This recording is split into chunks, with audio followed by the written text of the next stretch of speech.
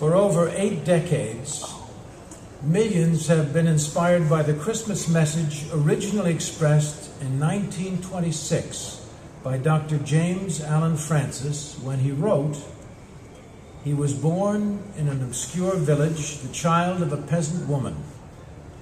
He grew up in still another village, where he worked in a carpenter shop until he was 30.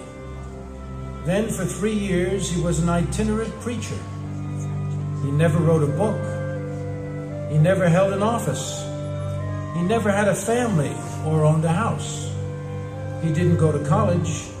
He never visited a big city, never traveled more than 200 miles from the place where he was born. He did none of the things one usually associates with greatness.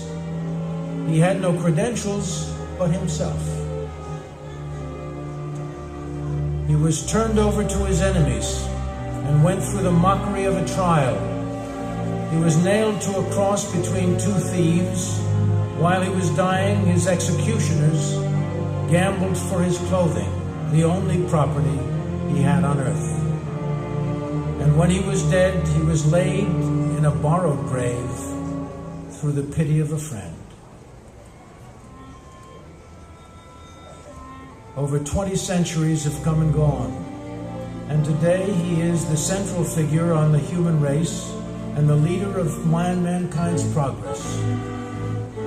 All the armies that ever marched, all the navies that ever sailed, all the parliaments that ever sat, all the kings that ever reigned put together have not affected the life of man on this earth as much as that one solitary life.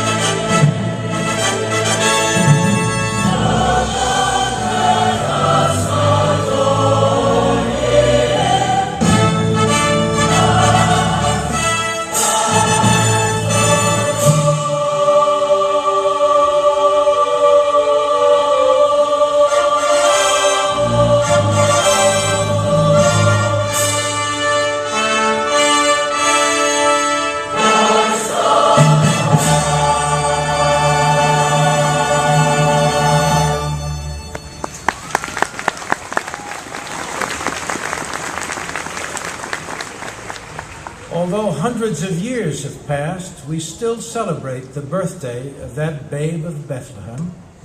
For unto us a child is born, unto us a son is given, and the government shall be on his shoulders, and his name shall be called Wonderful, Counselor, the Mighty God, the Everlasting Father, and the Prince of Peace.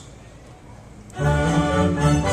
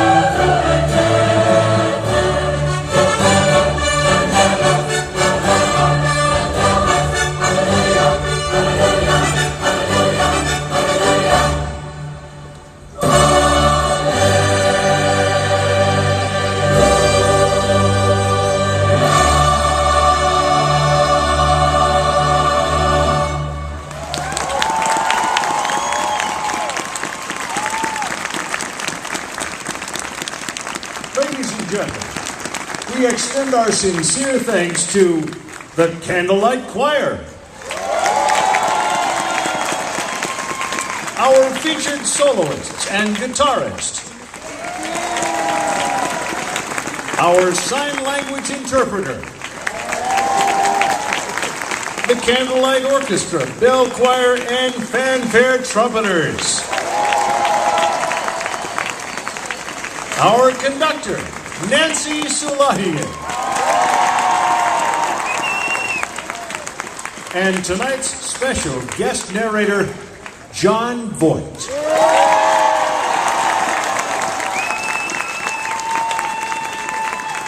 You know, I have to, this is a wonderful moment for me. And my mother would be, well, you know, my mother loved Christmas. She decorated everything in the house for Christmas months before, you know, and made it just a magnificent, you know, feast for the eyes. And always there was a crutch in the middle of the decorations. Mom, I know you're happy I'm here.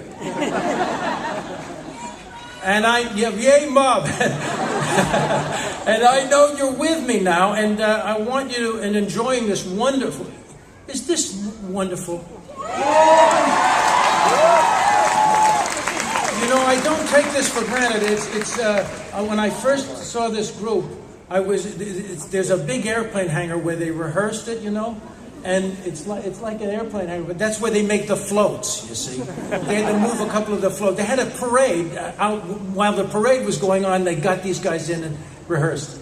And I heard their beautiful voices like, you know, angels.